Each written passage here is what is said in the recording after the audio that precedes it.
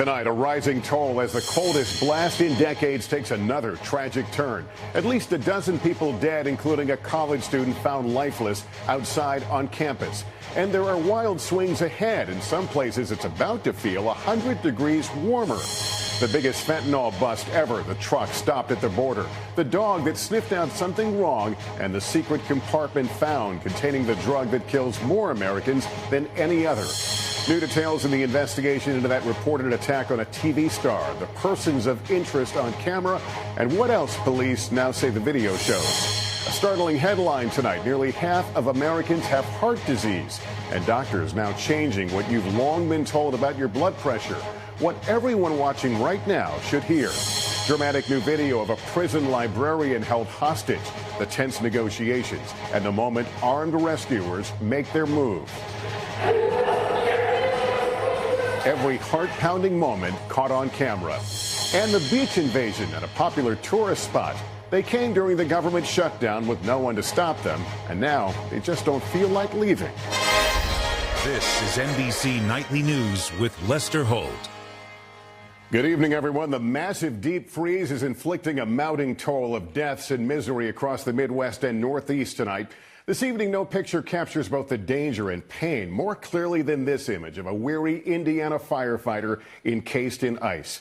There have been at least 12 weather-related deaths as temperatures shatter records. Officials are pleading with people to stay home. In one state, even asking residents to turn down the thermostat to conserve energy. Our Miguel Almaguer is in the teeth of it tonight. Whiteouts and wipeouts. Hundreds of accidents across multiple states. Today's deep freeze gripping the Midwest and bringing punishing cold to the Northeast. It just rips right through you, right into the bone. I have like 5 layers on, hand warmers, feet warmers. In New Jersey, a massive warehouse fire taking crews more than 12 hours to control. The unbearable cold and ice making it harder to fight. Water mains are bursting and pipes are freezing. At least 12 weather-related fatalities so far. 18-year-old freshman Gerald Bells found unresponsive in the cold on the University of Iowa campus. 120 million people feeling plunging temperatures across 27 states. More icebox than Windy City, the deep freeze here in Chicago has been relentless. For the past 48 hours, it hasn't been above zero. The wind chill coming off Lake Michigan isn't helping. It's beautiful, even stunning, but it's also downright dangerous. Chicago broke a record Wednesday, its coldest temperature since '85. One local paper spelling it out. Speaking of records, we also set one yesterday in Des Moines, where temperatures hit 20 below zero. It was colder here than it was in the Arctic Circle. Here in Detroit, we're breaking records also. 13 below before wind chill. With wind chill, how about 30 below? That's what it feels like. The previous record, 1951. Though we didn't set a record in New York City today, it's still freezing. We dipped to 2 degrees this morning, and when you add in wind chill, it felt like 17 below. When the Arctic front hit D.C. yesterday, the temperature dropped 10 degrees in just 15 minutes. And today, we nearly broke a record that stood since 1936. In Michigan, the town of Hell froze over. The governor asking residents to conserve energy after an equipment failure, trying to ensure everyone can get at least some heat. This is not over until noon tomorrow, and so we are asking that people continue to keep their thermostats down. Tonight, a bitter blast and an unforgiving freeze. In the Midwest and Northeast, they broke more than 100 records for cold temperatures, and it's still brutal out here today. But relief is on the way for cities like Chicago. Yesterday, it felt like negative 52 here. By Sunday, it'll feel 95 degrees warmer. And take a look at this scene, Lester. This city needs it. You bet it does. The frozen Chicago River. Miguel, thanks. Let's turn to Al Roker and find out about that warm-up. When can we expect it, Al? Lester, this cold air has made it all the way down to Atlanta, where we're going to be playing the Super Bowl on Sunday. Tomorrow morning, about 31 degrees. But for everyone else who's been suffering, finally a light at the end of the tunnel. Look at this, Chicago, -1. That's compared to the last 48 hours. That's spectacular. Minneapolis, -7. We're looking at Minus 17 wind chills in Rochester, and the weekend temperatures warm up. Chicago and Minneapolis, 46. Almost 60 degrees in Atlanta. New York City warms to 41. And Roanoke, you'll see a high Sunday of 57 degrees. We can say so long for now to the polar vortex. Lester? Good riddance to Al Roker. Thanks. Now to a massive bust at the border. What the feds say is the largest seizure in U.S. history of fentanyl, the synthetic drug that kills more Americans than any other. And Pete Williams has details. Customs and Border Protection says its officers found 254 pounds of fentanyl, more than twice the previous record seizure and worth $3.5 million. It was discovered in a truck trying to come from Mexico through the border checkpoint in Nogales, Arizona. When it drove through an X-ray scanner like this one, CBP says, officers noted something unusual about the floor of the cargo area. A drug-sniffing dog alerted to a spot in the truck that was loaded with cucumbers. CBP officers discovered a non-factory compartment built under the trailer's floor, revealing numerous packages. They also found nearly 400 pounds of methamphetamine. Fentanyl, a synthetic opioid, is up to 100 times more powerful than heroin, blamed for more than 28,000 overdose deaths in the U.S. in 2017. Despite President Trump's claims of smuggling all along the border, federal agents say most of the drugs come from Mexico through the checkpoints. Pete Williams, NBC News, Washington.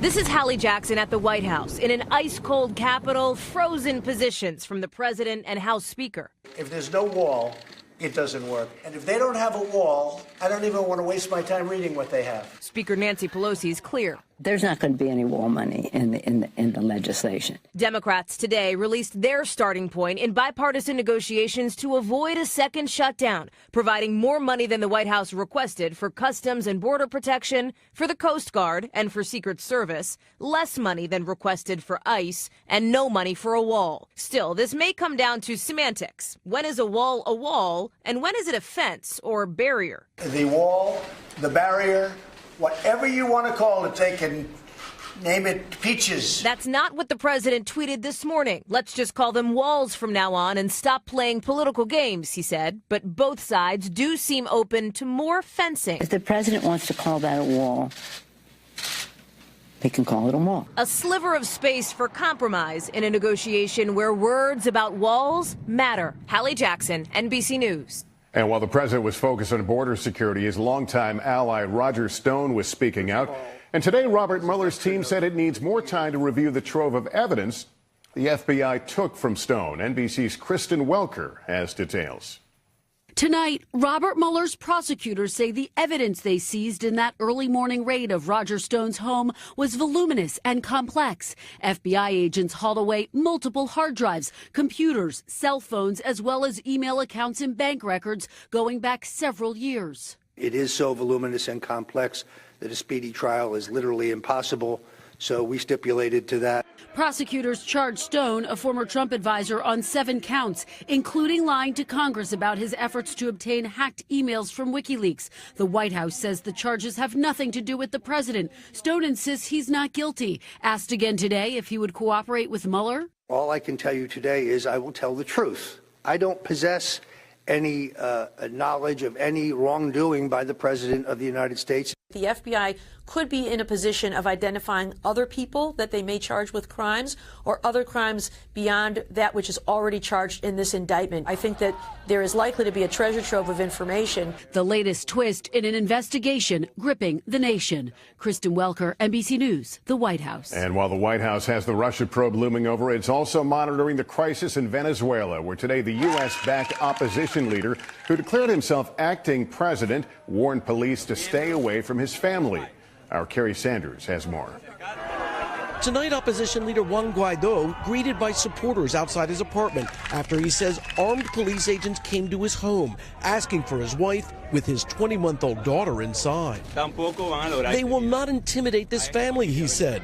Guaido, who's backed by the U.S. and most Latin American countries, is locked in a showdown with Venezuela's president, Nicolas Maduro, who's backed by Russia and China. Tonight, the U.S. warning of serious consequences if Maduro's government harms Guaido. Speaking today with CNN, Guaido saying as self-appointed president, he wants to reconstruct his country and restore its liberty. Our country, our liberty. Maduro, appearing with troops yesterday, retains the backing of the military. Tonight, police say Guaido's charges about officers appearing at his home are false. Kerry Sanders, NBC News. Back home now to the growing questions about 5 students from Saudi Arabia, all facing criminal charges in the U.S., who vanished. Our Andrea Mitchell reports on suspicions the Saudi government helped them escape. Fallon Smart was a high school sophomore in Portland, Oregon, killed in a hit and run just before turning 16. She was imaginative and empathetic. She's intelligent. Charged with first-degree manslaughter and reckless driving, a Saudi college student, Abdul Rahman Noura, living in Oregon on a Saudi government stipend. He pleaded not guilty, the Saudi consulate paying his $100,000 bail. But just before his trial, U.S. Marshals tell NBC News his ankle bracelet was cut, and he rode off in this black SUV, disappearing. We've put out information to all law enforcement agencies to be on the lookout. Homeland Security told prosecutors he turned up in Saudi Arabia a week later. Noura is one of 5 young Saudis accused of crimes in Oregon, including 2 accused rapists and a pair of suspected hit-and-run drivers, who all vanished. Fallon's family and U.S. Marshals say Saudi diplomats likely spirited Noura out of the U.S. with a forged passport on a private plane, as first reported by the Oregonian newspaper. Senator Ron Wyden of Oregon is demanding answers from Secretary of State Pompeo and the FBI. What are they going to do to make sure that these criminal suspects are brought back to Oregon to face justice? Do you think you'll ever see sight of these young, very privileged Saudi college students? What I know is that I'm not going to give up. Fallon's mom is still devastated. She at least deserved a legal system that put her killer in front of a jury of peers. The Saudi government has not responded to our request for comment. Andrea Mitchell, NBC News, Washington. From that mystery, we'll turn to new details in the reported assault of one of the stars of TV's Empire. Police say his manager said he was on a call with him when the attack happened, but the actor declined to turn his phone over. NBC's Ron Mott has more from Chicago. 2 people of interest, Chicago police say, caught on camera. And tonight they want to question them about an alleged attack on Empire star Jussie Smollett early Tuesday. Officials say the actor's manager, Brandon Moore, told them he was on the phone with Smollett during the attack, though police say Smollett declined to let authorities examine his phone. Today, his family issued a statement, writing, "Jussie has told the police everything from the very beginning. His story has never changed, and we are hopeful they will find these men and bring them to justice." Smollett told police he went to a Subway restaurant, and police say video evidence supports that. Between 1:30 and 1:45 a.m., 2 people of interest were seen here. Police say 1 block away, the alleged assault happened around 2 a.m., around the corner near an entrance to Smollett's building. Here's the door. There is a security camera right there on that wall, a second camera posted on a pole across the street. Police say security cameras inside the building showed a rope around Smollett's neck when he walked in, but otherwise appeared normal, and that he did not alert security about an assault. After reviewing more than 20 cameras near this location, police say they have uncovered no evidence of an assault. The actor is due to perform Saturday night at a club in West Hollywood. Ron Mott, NBC News, Chicago. Tonight, a massive operation is underway to secure the Super Bowl. In just 72 hours, much of the country will be fixated on a stadium in Atlanta. Over 1 million people headed there, and Gabe Gutierrez takes us inside the major effort to protect the city and the game. These are the Blackhawks swooping over Super Bowl 53. We've been preparing for this for several months. Customs and Border Protection agents on the move, preparing to enforce a 30-mile no-fly zone around Mercedes-Benz Stadium on game day. Authorities say so far there have been no credible specific threats against the big game, but they're on high alert. More than 70,000 people will attend the game. 150,000 tourists are expected. So are 1 million people at pregame events throughout Atlanta. Security event on par with a presidential inauguration and State of the Union. It is every bit of that. This very helicopter that we're in right now will be patrolling around the stadium on game day, providing live video feeds from the air of what's going on. On the ground, more than 5,000 officers watching more than 10,000 security cameras. So it's all hands on deck. All hands and all eyes, both on and off the field. Gabe Gutierrez, NBC News, Atlanta. Some alarming health news tonight about the #1 killer of Americans. A new report from the American Heart Association finds nearly half of all adults have heart disease, most of them diagnosed with high blood pressure. NBC's medical correspondent Dr. John Torres is here. Dr. Torres, I was startled when I saw that number. Does that mean all of those people, half of Americans, should be taking some sort of medication? And not necessarily, because we used to think high blood pressure started around 130 or 140, but with these new guidelines, the new number is 130. Ideally, though, you want it down to about 120. Now, some people might need medication, but there are 3 important lifestyle changes that can really make a difference. Exercise. Just 30 minutes of activity a day can drop your blood pressure up to 10 points. Also, following the DASH diet that was specifically created to lower blood pressure.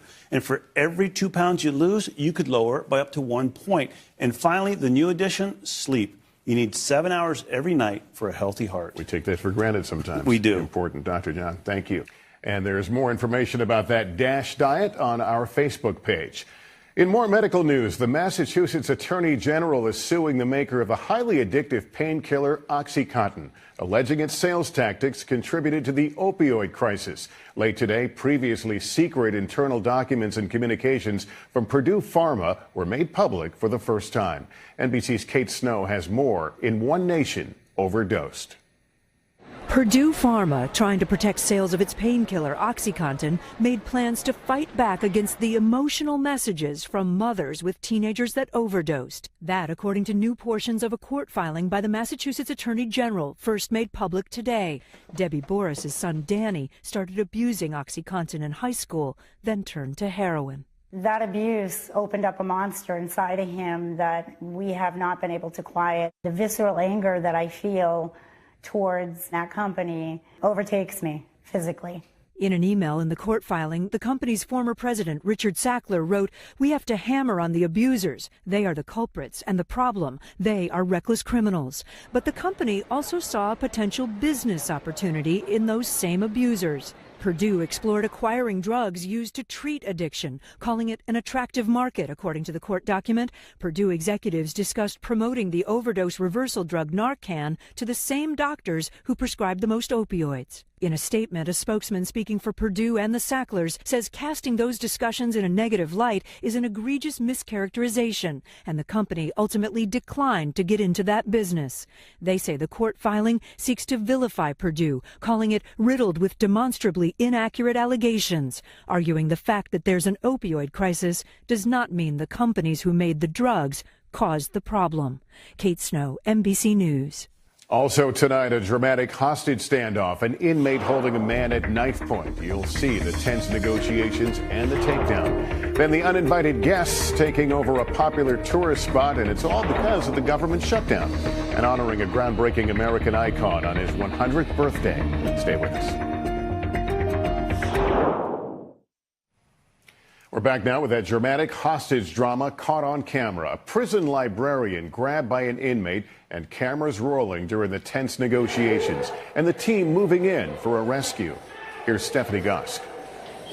The librarian in this maximum security prison in Arizona didn't even see it coming. Inmate Timothy Monk pulled out a handmade knife and yanked him to the ground.